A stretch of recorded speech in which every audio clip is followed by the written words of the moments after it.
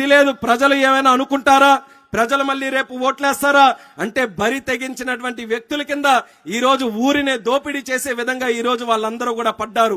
అటువంటి వ్యక్తులకి శాశ్వతంగా మనం బుద్ధి చెప్పే విధంగా ఈసారి జరిగే నర్సన్నపేట ఎన్నికల్లో తెలుగుదేశం పార్టీ, జనసేన పార్టీ కూటమిని అత్యధికమైనటువంటి మెజారిటీతో మనం అందరం కూడా గెలిపించుకోవాలని మరొకసారి ఈ సందర్భంగా పిలుపునిస్తున్నాను.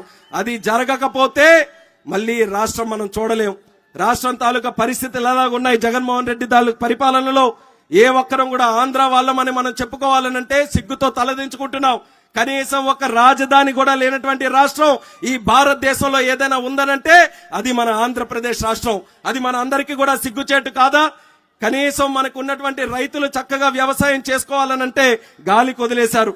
ఈ రోజు వంశధార తాలూకా కార్యక్రమాలు, ఇక్కడ ఎర్రమండలో ఉన్న రిజర్వాయర్ గాని, కాలువ తాలూకా పనులు గాని ఏ ఒక్కటి కూడా ఈ రోజు పూర్తి చేయకుండా రైతులు వ్యవసాయం చేసుకోవాలనంటే ఈ రోజు నరకం అనుభవించే పరిస్థితికి ఈ రోజు వచ్చారు. కాబట్టి రైతులకి మళ్ళీ చక్కగా వ్యవసాయం చేసుకునేటటువంటి